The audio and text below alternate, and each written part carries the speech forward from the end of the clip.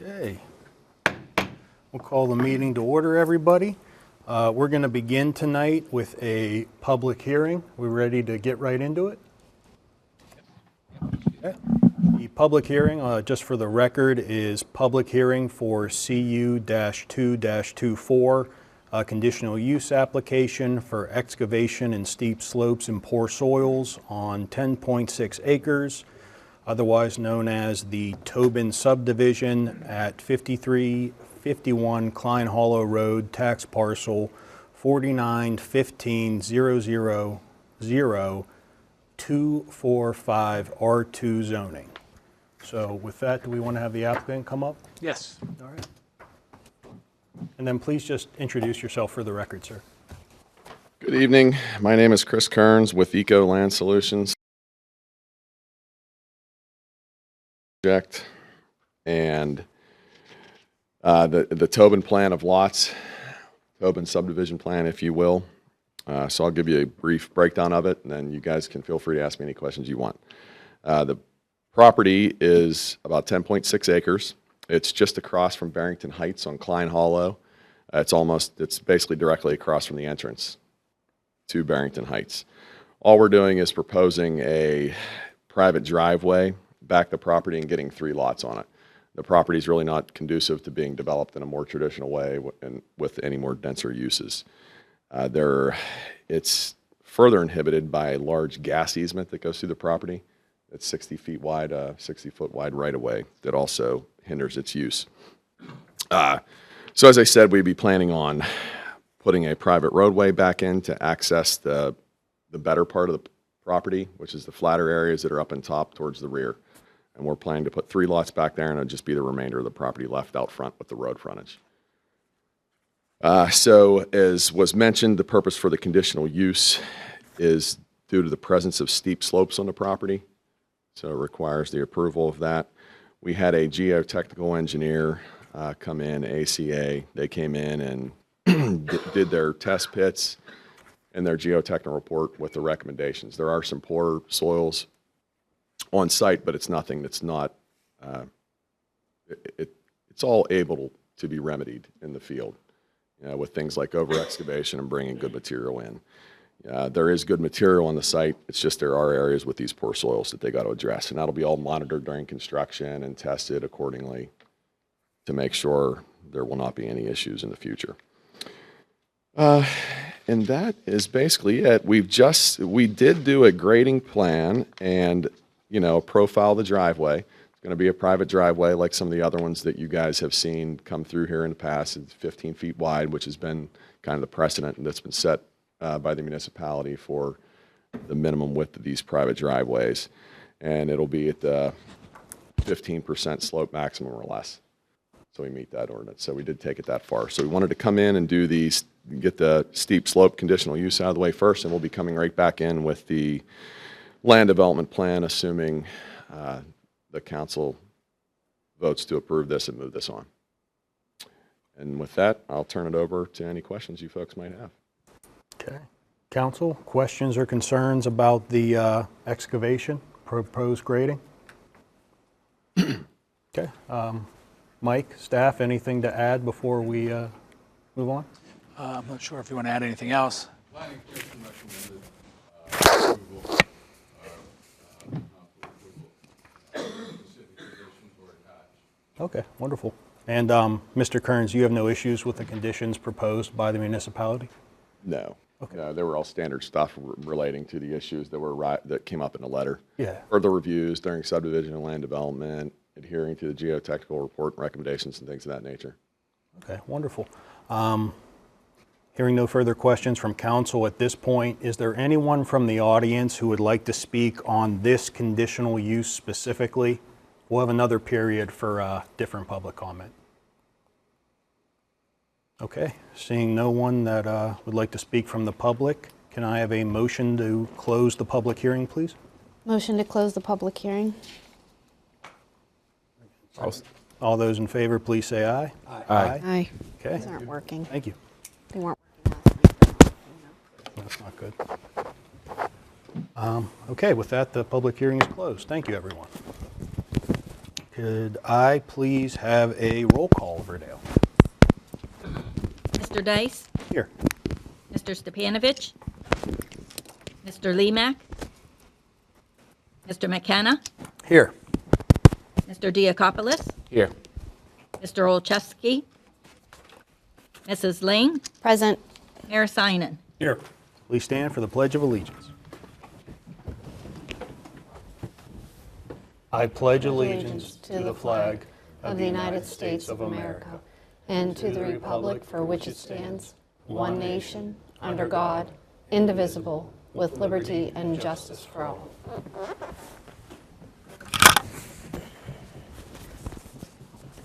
Okay. Mr. Nestico, do we have any unlisted amendments this evening? None this evening. That brings us to our consent calendar items. Are there any questions or concerns about the consent calendar items? Hearing none, can I have a motion, please? Make a motion to approve consent calendar items A through C. Thank you, Jamie and Mac. All those in favor, please say aye. Aye. Opposed? Okay, motion passes. It's unanimous. That brings us to comments by the mayor. Thanks, Mr. Dice. First up, we have the farmers markets are winding to a close here. Again, they're Thursdays from 3 to 7, and the last one will be September the 26th. You know where they're at, it's down there by the Medic One and the fire department's field down there. Next, we have another glass recycling pop-up collection event coming up on Saturday, September 21st. It's at the Veterans Field parking lot right over here, 9 a.m. to 2 p.m. The sponsors are the Municipality of Murraysville and Republic Services. Residents are also encouraged to support the Loaves and Fishes Emergency Food Pantry by donating non-perishable food items. Food pantry volunteers will be at the pavilion accepting drive-through donations during the same hours. The leaves are falling, so curbside leaf collection program will be in order again. To schedule a pickup on one of the collection dates listed below, please fill out the curbside leaf collection program form on the website. There's a 20-bag limit each collection date. The deadline to sign up for each date is the Thursday before the fall pickup. The first date's going to be Saturday, October 19th. Lastly, but not least, is school is open, drive carefully. That doesn't mean just around school buses. That means in your neighborhoods, on every road where kids walk. Be careful. They sometimes make errors in crossing streets, etc., and running out in front of you. So be prepared to stop. Thank you very much. Okay, thank you, Mayor. That brings us to comments by the Chief Administrator. Mr. Nestico? Yes, just briefly, Peoples Gas is finishing up the project on Tar Hollow and North Hills Road. Those roads will be open here. I believe they're going to be open tomorrow, and they'll be wrapping up the projects by the end of the week if I'm gathering information correctly. So that's all for this month. Okay, awesome. Thank you. That brings us to community input.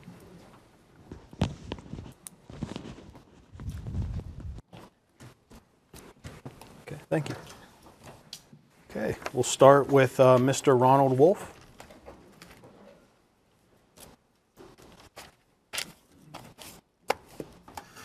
Name's Ronald Wolf. I live at 3644 Forbes Trail Drive in Murraysville.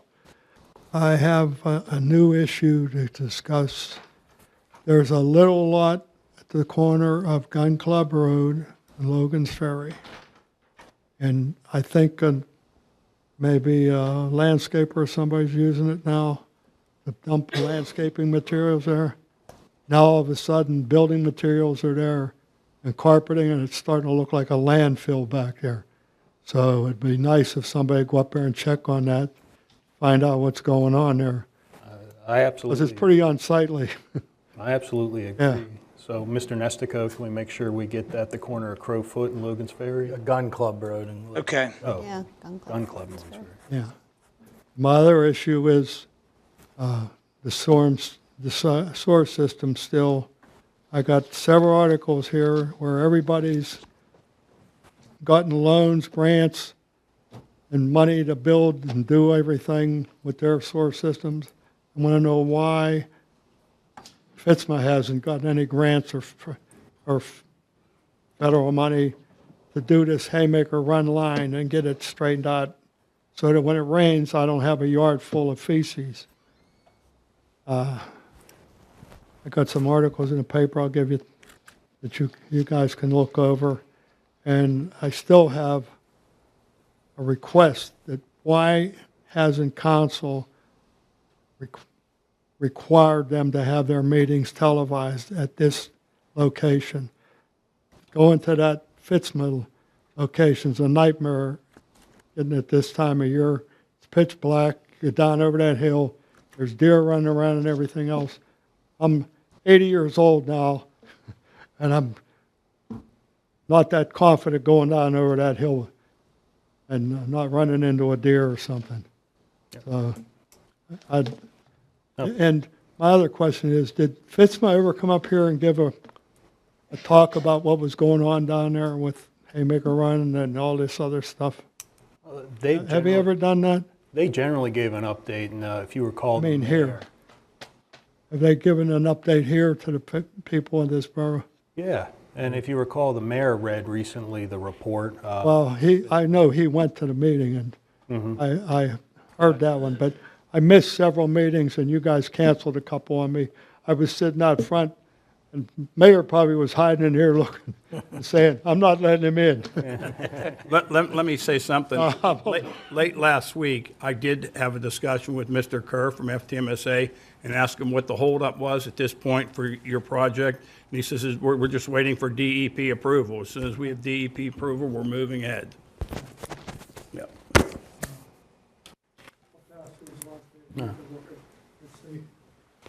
I think Lake Cub's building like a $46 or $26 million new sewer plant. Absolutely.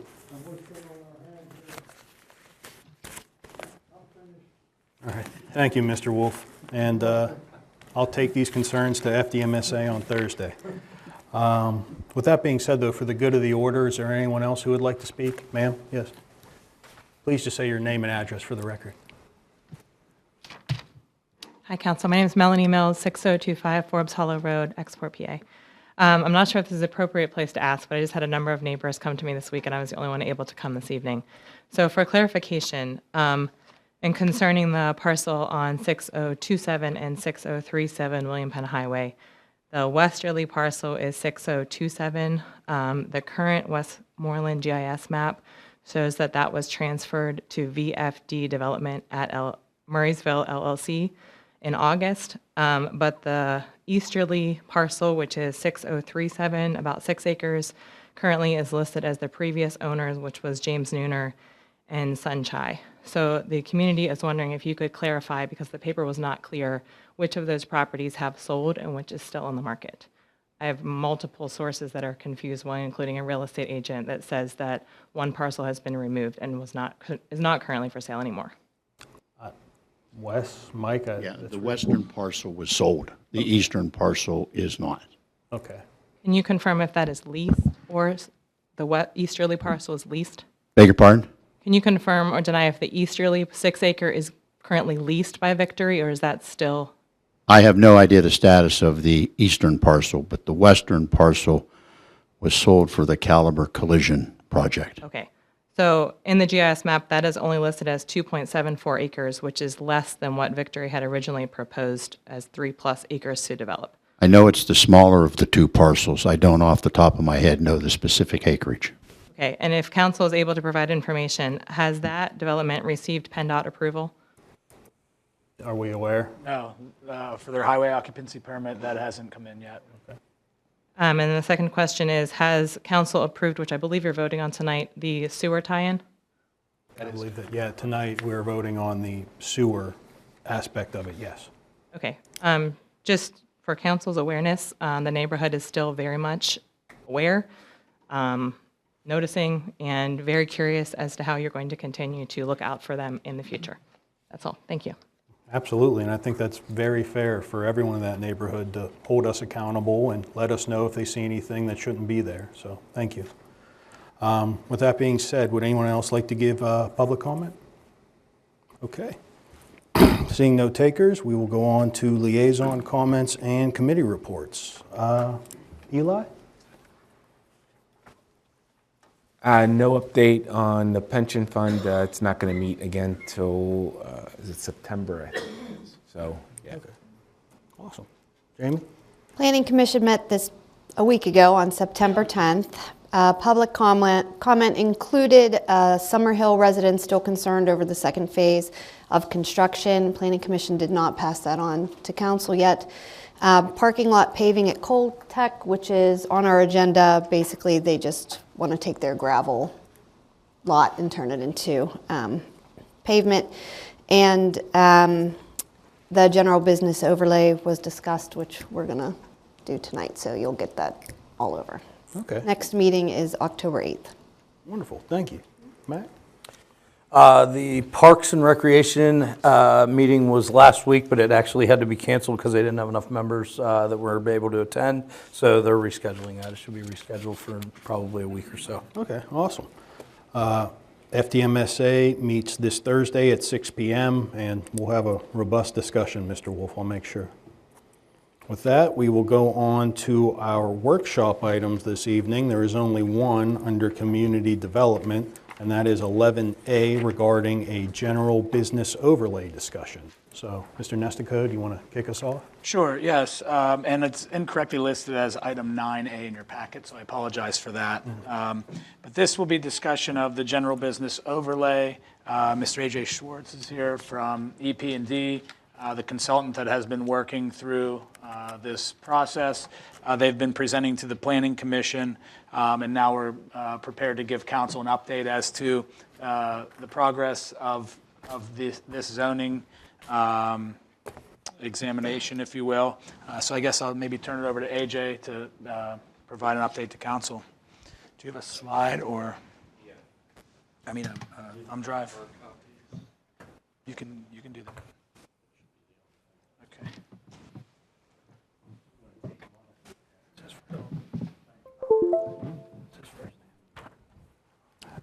You need this?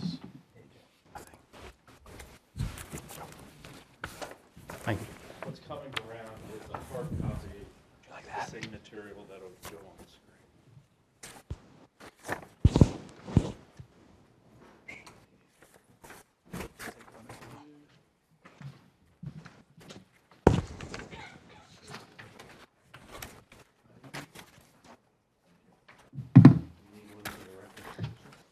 Thank you.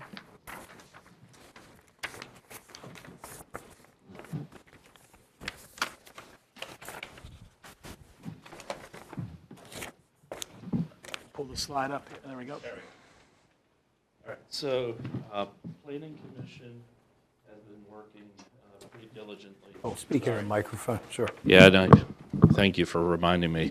If I start coughing, I'm trying to get over this cold, so just bear with me. And if I start fading out, just let me know. Planning Commission's been working pretty diligently, going through, as kind of you guys had charged them with re-examining the general business overlay.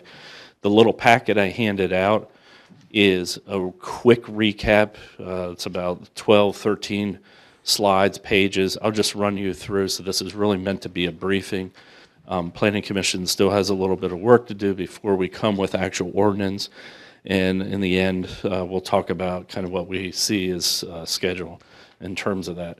If you remember, oh, that's interesting. So the font, I guess you guys don't have that font. I guess not. So the charge was to re-examine the general business overlay. That's been on the books for almost 2 decades now. And a few parcels have developed under that ordinance, but many parcels that would have that option have never developed. And some of the parcels, they've been studied multiple times, multiple proposals made, and there's always been some issues that were raised by property owner developer. So it was probably time to take a step back. And ultimately then, if there is value to continuing to have the general business overlay, what are the changes that might need to be made? So that's really what the focus of Planning Commission thus far.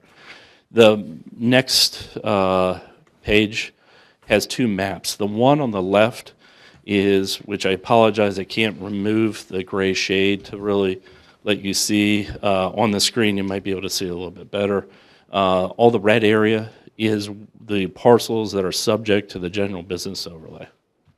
One of the first things that Planning Commission wanted to do was go back and really evaluate whether the boundary that we've always known as the general business overlay still made sense.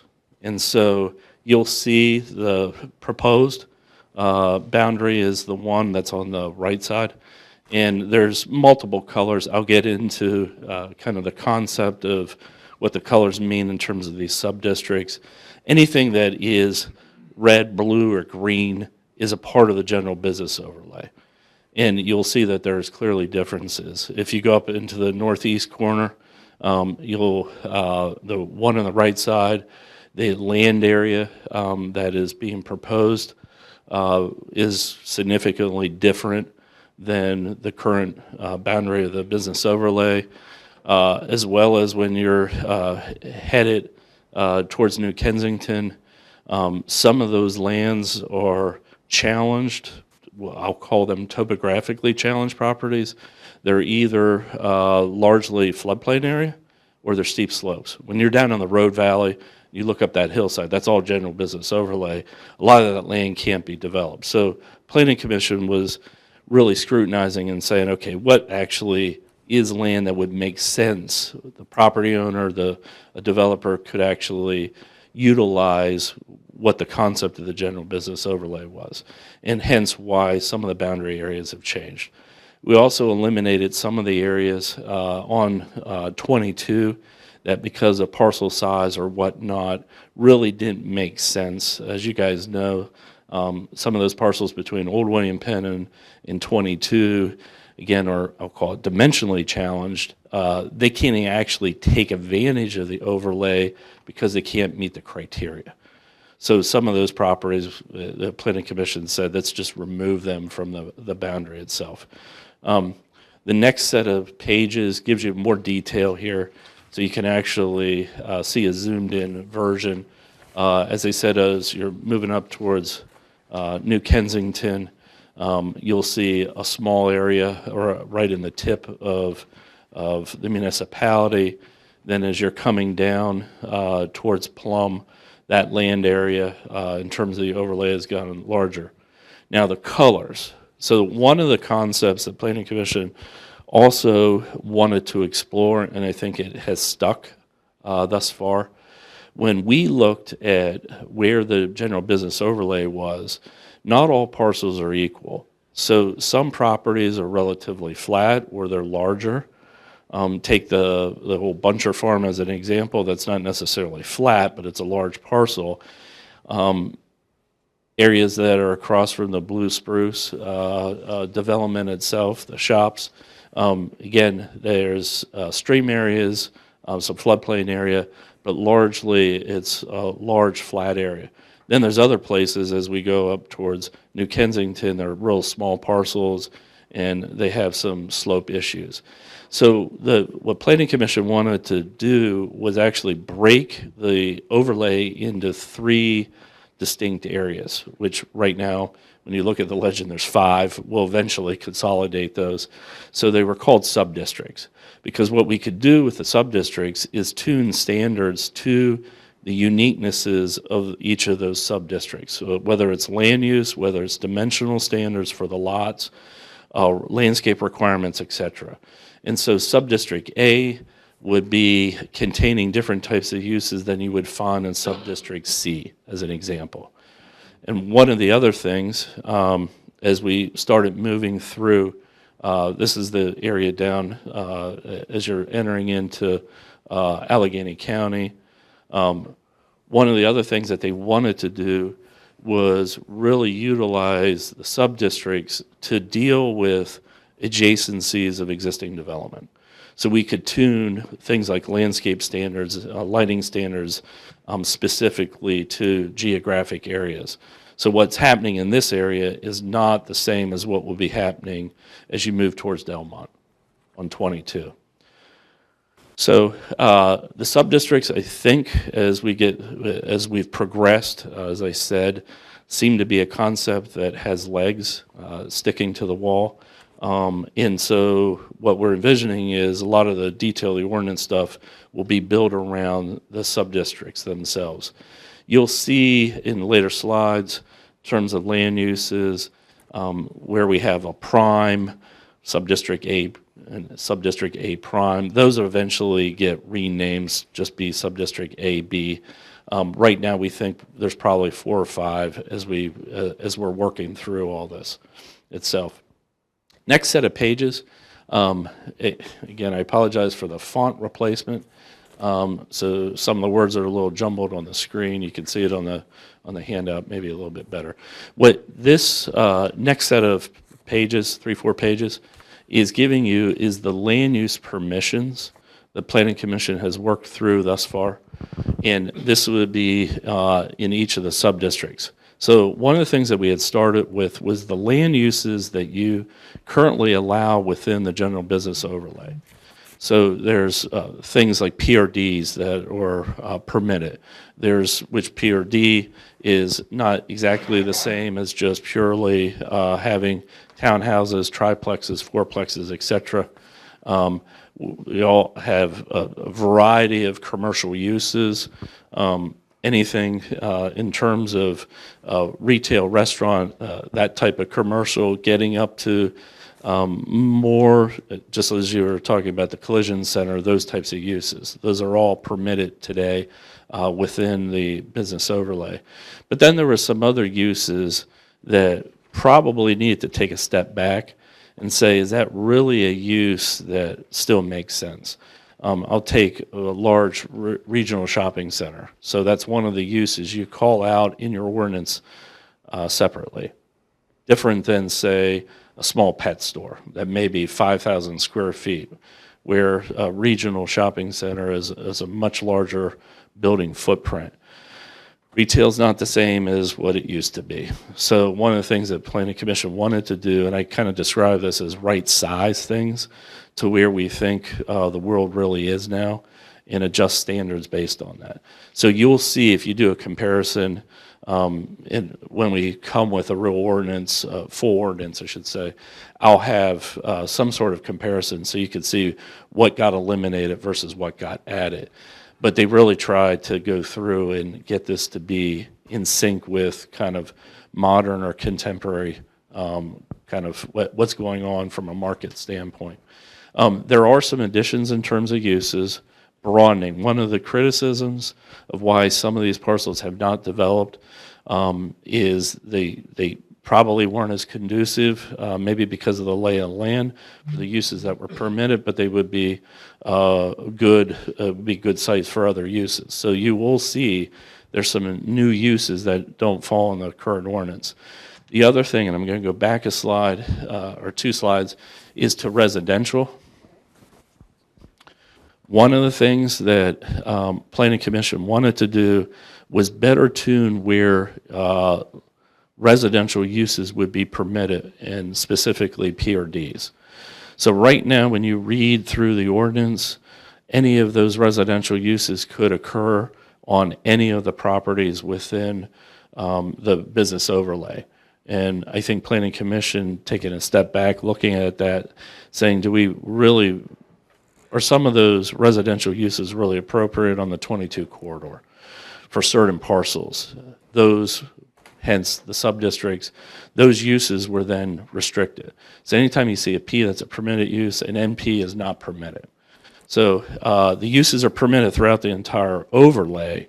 It's just some districts may not allow certain types of uses. All right, then the last piece, Planning Commission wanted to start to look at potentially some additional controls, some additional regulation that would be attached to the business overlay. So it has no bearing on the base zoning. So again, your overlay is voluntary. So a property owner does not have to utilize the overlay. It's there for them to exercise it if they so desire.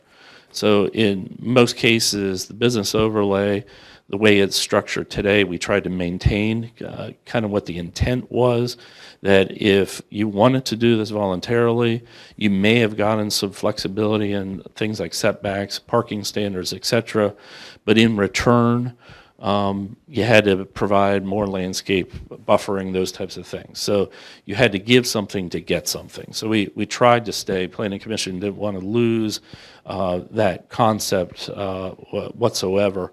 But given some of the use additions, as well as the world changing, more development in the area, one of the things they wanted to do was have a little bit more substance in terms of the regulation itself. So again, these additional controls don't affect the base zoning districts. It's just if somebody actually exercises the overlay. So some additional requirements related to stormwater, and I shouldn't really call it stormwater. It's better dealing with impervious surfaces, particularly excessive amounts of paving. So if you think of, say, the Giant Eagle parking lot and how often that's full, which is not a lot, in comparison to some of the other parking areas that do have peak hours where they're pretty full, can we manage that a little bit better from an impervious surface standpoint? Noise, air quality. In terms of dimensions and densities, one of the other criticisms, this is coming from the private sector, from property owners and developers, when we do allow residential uses in the overlay, the densities currently are really low. Nobody, given some of the challenges of the properties that are included in the overlay, nobody can ever get a residential to really work from a financial standpoint. So the Planning Commission is kind of mulling over, talking about maybe get to townhouses, apartments, those types of things. If we want the overlay to be utilized for that, we have to have the incentive for somebody to actually use it. So they looked at the densities as one of those things.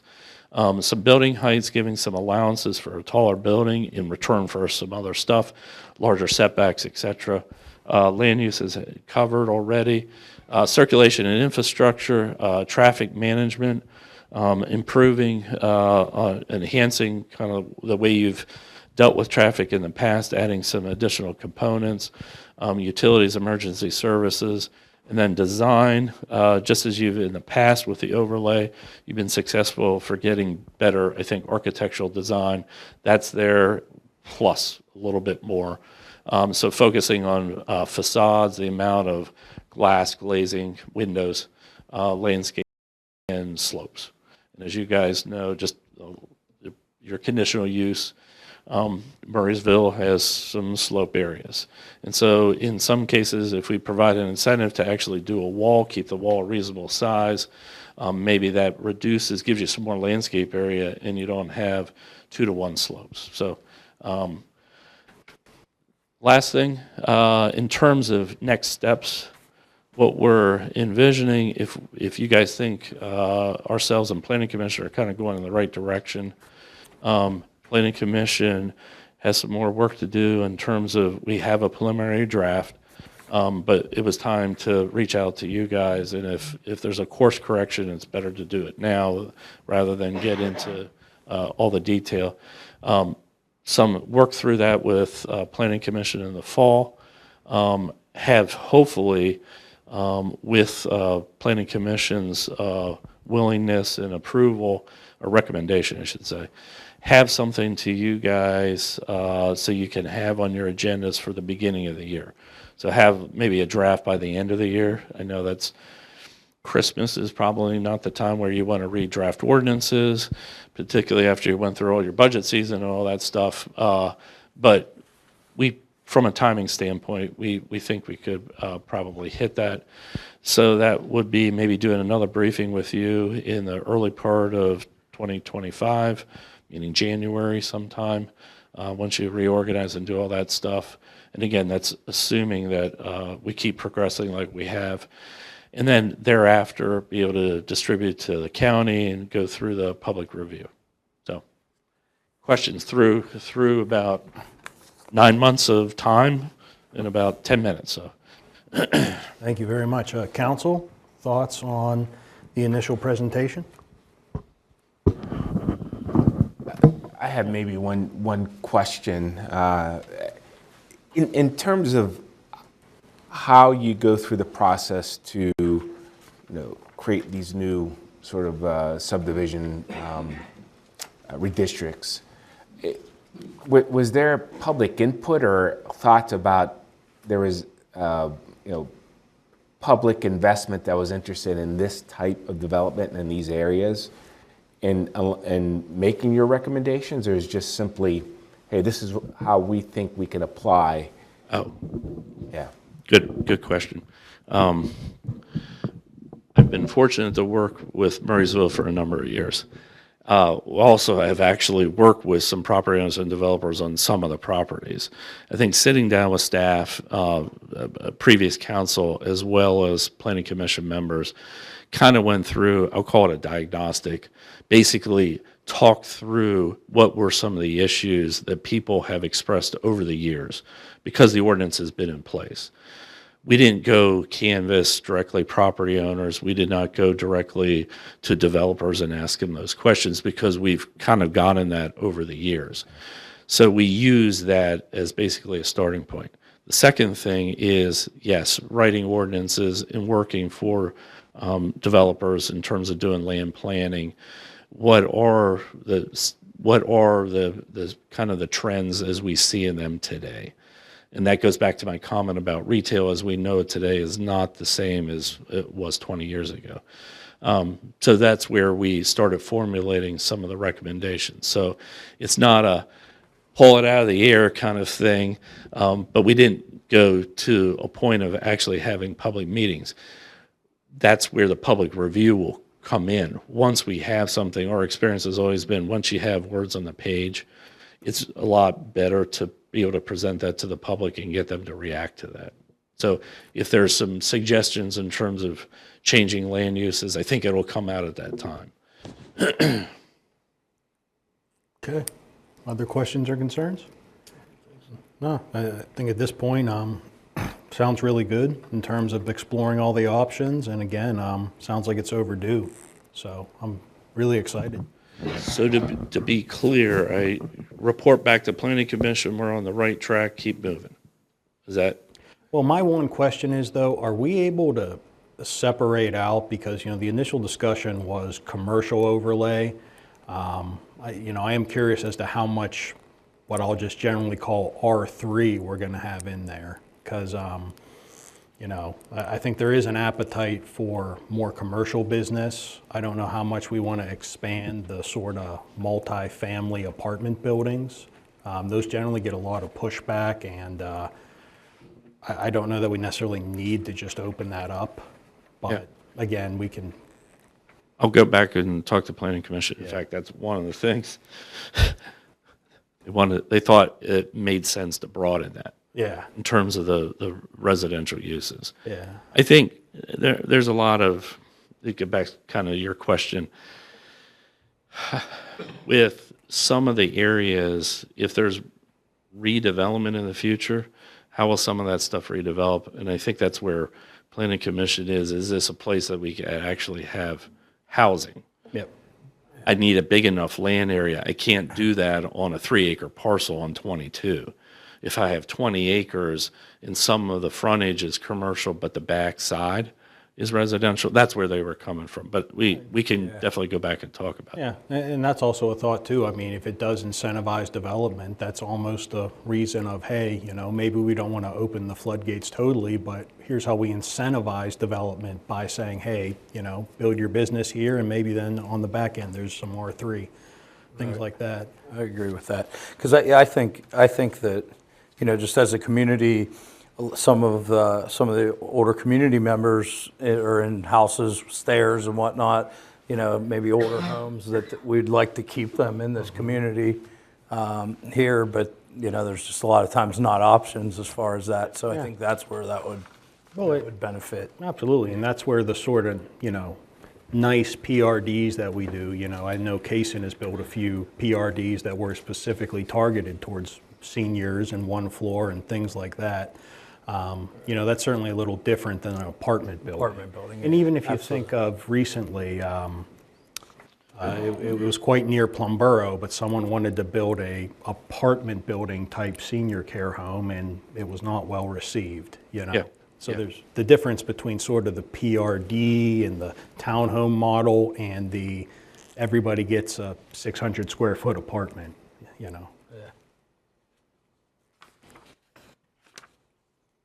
But, yeah. Thank you for everything Yeah, you did in absolutely. This is so awesome. really Yeah, good. thank you. You guys did a good job. Any other questions?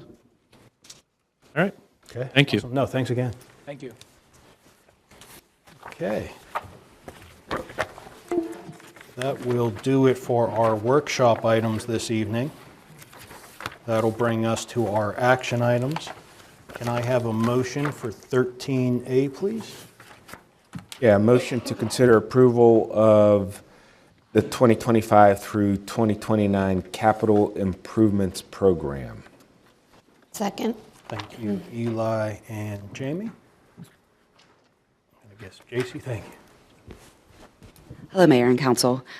This is the second part. So I came in the beginning of August and proposed the CIP plan for the 25 through 29. And there were no changes that were requested. So this is the meeting that would go through the approval process, which would then allow me to use the CIP plan in the upcoming general fund plan. Were there any questions that maybe weren't brought up last time that popped up that want to be discussed before we would go through the approval process? Council, any questions or concerns about the CIP? I think it was well laid out. Yeah, absolutely. It's always a great document. Thank you. Okay. Hearing no questions or concerns before we vote? Okay. All those in favor of 13A, please say aye. Aye. Opposed?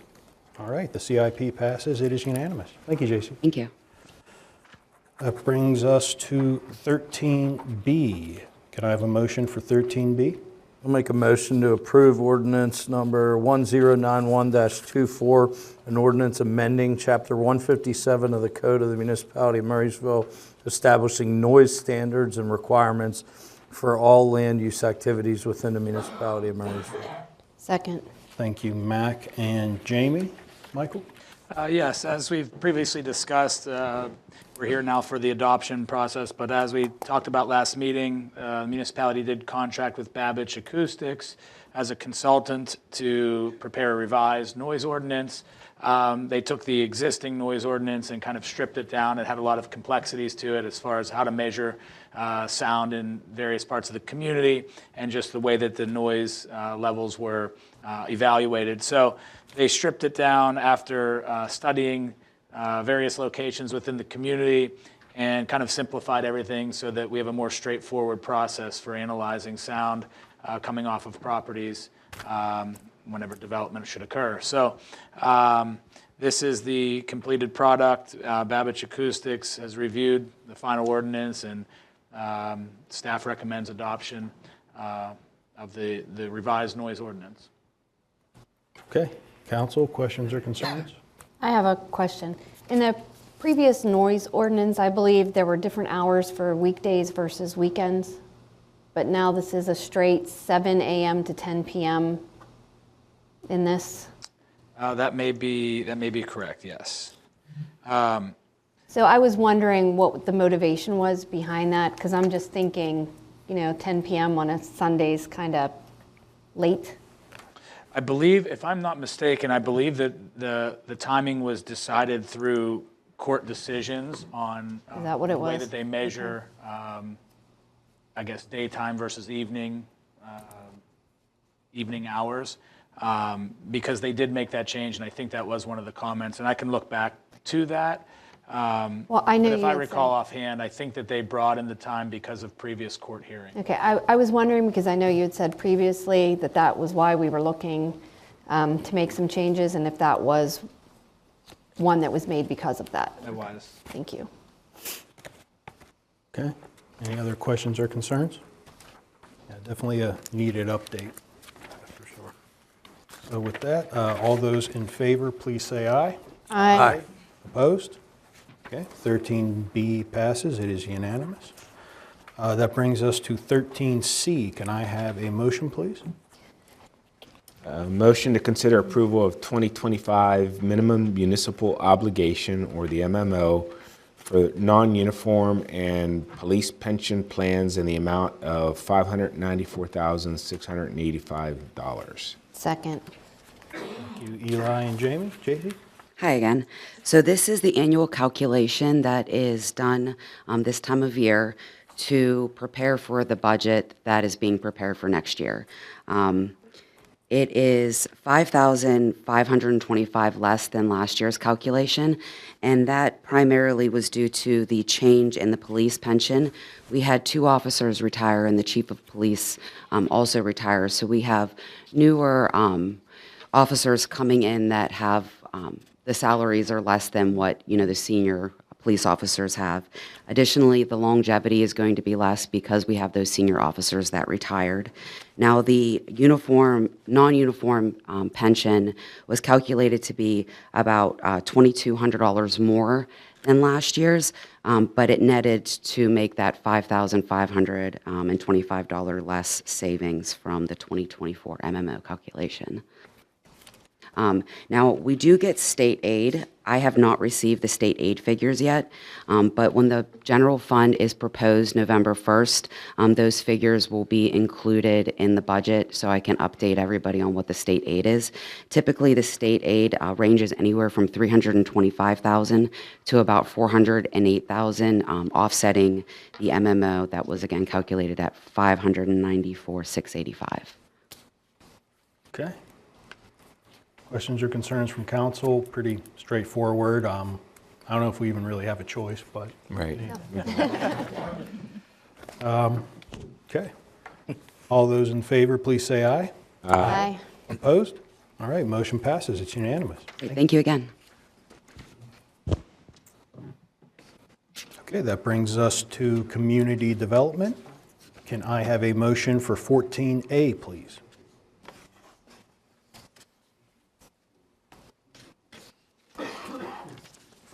I'll do. Thank you. 14A, approve resolution number 791-24, an amendment to the municipality of Murraysville's Act 537 plan caliber collision. Second. Thank you, Mac and Eli. Okay, Michael, we're on 14A. You want to? Yes, this is the sewage module for the Caliber Collision Project. I believe that FTMSA and the DEP have reviewed the sewage module. The proposed plan meets all the requirements of the municipality, our ordinances, or our policies, and I believe that they are waiting on the PennDOT HOP to move the project forward, but everything within the sewage module meets Murraysville standards and ordinances and is ready for adoption. Okay, and just to be clear, as you said, I mean, we're not waiving anything, we're not giving any breaks, they have to meet our ordinances just like everyone else, correct? Yes, and this is the sewage module is a product of the DEP's oversight over the sewage authority and how much sewage is contributed into the system. And so it's really just a process whereby they ensure that the sewage plan for this project meets all of the criteria. And as I said, it meets everything as far as from our standpoint, and the DEP will review it from their standpoint as well. Okay, wonderful. Questions or concerns from council? I'm sorry, go Yeah, ahead. Jamie, no. You go first. Go ahead. In terms of the PennDOT approval, is that just simply due to the construction that's going to have to happen, or I don't know if there will be a lane closure or anything like that, or? I'm not quite sure about a lane closure, but yes, I mean, the sewage line will run down through the PennDOT right-of-way, and so I think that's where the HOP comes into play. I'm not sure if the solicitor or community development director have anything additional to add to that, but I believe that that's where the HOP comes in. I think I can answer that. FTMSA has to be the permittee for the HOP. The HOP application has been reviewed by PennDOT. It was sent back to FTMSA because they required some additional issues addressed. One of the ones is that FTMSA will have to post a bond to ensure proper restoration of the property. Anytime there's an excavation of any sort inside a PennDOT right-of-way, an HOP permit is required, and a restoration bond is similarly required as part of that process. The lane closures are heavily restricted to very, very low traffic times, if there will be any lane closures at all. I understand that most of the excavation, or at least a large part of it, is going to be boring, which is going to be a force main going eastbound on 22. But I think everything is in order. The developers' agreements have been approved between FDMSA and Caliber, and just a matter of getting the Caliber getting the HOP permit issued by PennDOT. Wes, is the bond put up by the FTMSA or by the developer? Well, the bond is going to have to be posted by FTMSA, but reimbursed by the developer. Can I ask a question? So in the next to last paragraph, it says the municipality has not granted final approval for purposes of allowing all construction proposed for the subdivision described in the attached planning module for land development, and that the said approval for construction purposes will not be granted by the municipality until the issuance of a water quality management permit by the DEP for the construction of sanitary sewers. So I guess I'm confused, because when we're talking about PennDOT and the HOP and FTMSA, the DEP is also involved in here somehow. So which is the chicken and which is the egg? All right, the DEP is involved. The Commonwealth of Pennsylvania Department of Transportation is involved, the municipality is involved, and FTMSA is involved, and ultimately the developer is involved. So everything has to come together for the construction to be able to proceed. I can't speak to the water quality management permit status, Ms. Ling. I don't know what the current status of that is. Okay. But that's technically not, that's not going to hold anything up. It just has to be issued. Oh, and they have to investigate it, and that's the Conservation District and DEP, and absolutely. That is correct, Mr. Dice. Thank you. Okay. Okay. So just to maybe clarify, in some ways, the DEP is a separate analysis from PennDOT, where the DEP is looking at the sewage aspect of it and whether the discharge and the system is designed properly.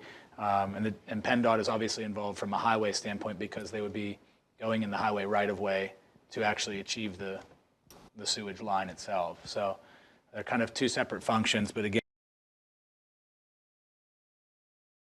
we defer to both of them. We can grant our approval contingent upon both of those entities, again, also reviewing and granting their own approvals, which in some ways supersede us.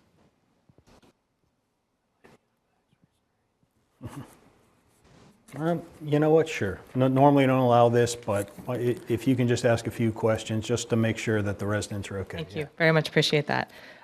First question is about PennDOT. So the residents were under the understanding that the PennDOT highway occupancy permit was more so due to the safety of people coming off of 22 turning into the new Caliber collision. But this seems like this is more so related to how traffic will change based on the installation of a sewer line. Are those two different permits? I think it all falls under one permit, and if I'm not mistaken, I think it all ties together. It's all under one permit. Interesting. Okay. I lost my train of thought. I had one other question. That's all. Thank you. Thank you, ma'am. I think it's important to note, what council's being asked to do is to amend its 537 plan, permit this particular development into the system as Mr. Nesco had stated, because of the consent order. And this is the standard resolution that we've used for all development. Yeah, absolutely. I know to me and you, Jim, it seems real simple, but yeah. a lot here. With that being said, though, any final questions about 14A before we vote? Okay, hearing none, all those in favor, please say aye. Aye. Opposed? Okay, 14A is unanimous. Thank you. That brings us to 14B. Can I have a motion, please? Motion to approve a minor site plan SP-4-24 Coltech parking lot paving 3102 Braun Avenue, tax parcel 4914-05003, Business Zoning District. Thank you, Jamie and Eli. Michael? Yes, so this business currently has a gravel parking lot area with a garage/office building, which is a one-story block building, and the infrastructure associated with it. They are proposing to pave roughly half of an acre of the existing gravel parking lot with bituminous pavement. They're going to remove some areas of impervious surface and propose to create landscape beds and an infiltration trench. With the development, it's going to decrease the impervious surface by about 237 square feet, and the Planning Commission recommended approval with the following stipulations. I would ask council to, if they approve this minor site plan, to do it with the recommendation of the Planning Commission, which is that one parking space be added. Low-growing shrubs are to be added to the islands. List of the species to be planted are to be added to the plan. Develop an estimate of the proposed improvements to be approved by the municipal engineer, and post a landscaping bond and an improvements bond in the amount of 110% of the engineer's approved estimate. Okay. Mike, where's Braun Avenue? This would be right off of Trafford Road, just off of 22. And I can pull it up on the map if you'd like, but Before you get, Yeah. yeah. That block building that's just. Oh, okay. Yep, I know what you mean. okay. Okay. Pretty straightforward. Any questions or concerns from council? Okay, I'll just Do we have note. to alter this for the conditions? I They're guess on here. They're on there. We normally, I think we can just say that this is, the motion was inclusive of conditions. That's normally how we proceed. So just know that if you vote yes to this, you are voting yes to staff's conditions as contained in the staff briefing and as enumerated by Mr. Nestico. So any final questions or concerns? No. Okay. All those in favor, please say aye. Aye. Opposed? Okay. 14B passes. It is unanimous. Thank you. That brings us to 14C. Can I have a motion, please? I'll make a motion to approve the conditional use application CU-2-24 Tobin subdivision, Klein Hollow Road, 10.5 acres for residential development, tax parcel 49-15-00-0-245, R2 zoning. Second. Thank you, Mac and Eli. Okay, so again, am I correct in saying, Mr. Nestico, that this is in regards to the public hearing earlier? That's correct. Yep. So with that being said, are there any final questions or concerns in regards to that development? No. Okay. Hearing none, all those in favor, please say aye. Aye. Opposed? Okay, 14C is unanimous. Thank you, everyone. That brings us to engineering tonight. Can I have a motion for 15A? Yeah, motion to consider the award of the contract of DPW-4-24 crack seal project. And that's in the not to exceed $30,000? I don't see that. Yes, I see it now. The project in the amount not to exceed $30,000. Thank you, Eli. Second. Thank you, Eli and Jamie. Michael? Yes, the project was placed out to bid. Sealed bids were opened on August 28th. Only one bid was received from Matcon Diamond in the amount of $60,000, but the bidder did agree to a not to exceed of $30,000, which was the amount we budgeted for this project. So they will stay within that range and provide as much crack sealing as possible to get us moving forward with paving project. Okay.